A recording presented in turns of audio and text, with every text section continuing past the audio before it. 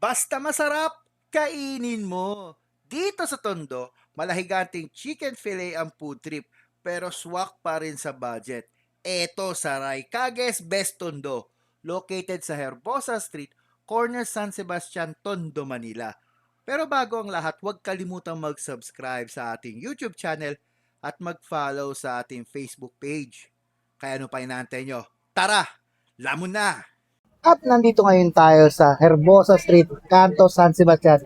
Dito sa amin sa Tondo, no? Nandito tayo ngayon sa Raycagues Best Tondo. Dahil nga napakalaki nila, grabe pinagmamalaki nila yung chicken fillet alaking nila. So ito yung salagang 135 pesos nila, yung kanilang double chicken fillet nila. Alaking, no? Grabe. Dito pala mabubusog ka na, diba? Tapos yung sauce na meron Java rice. Ay grabe, tara. Ito naman. Sauce na yan.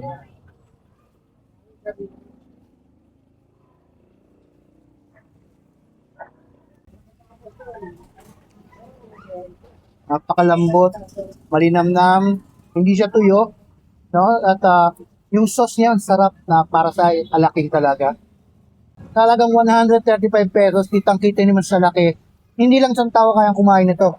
Technically, dalawa. Good for sharing na. Saka hindi lang ito, meron siya nakita naman, meron silang mga iba't ibang combination. Tulad na may chicken fillet with bacon, Hungarian, sausage, ay yung kanilang honey soup, no? Sabaw pa lang. Kaya naman kung kayo magagawi dito sa Tondo, dito sa Herbosa Street, eh dayuin nyo na to at kita-kita sa susunod yung kabon.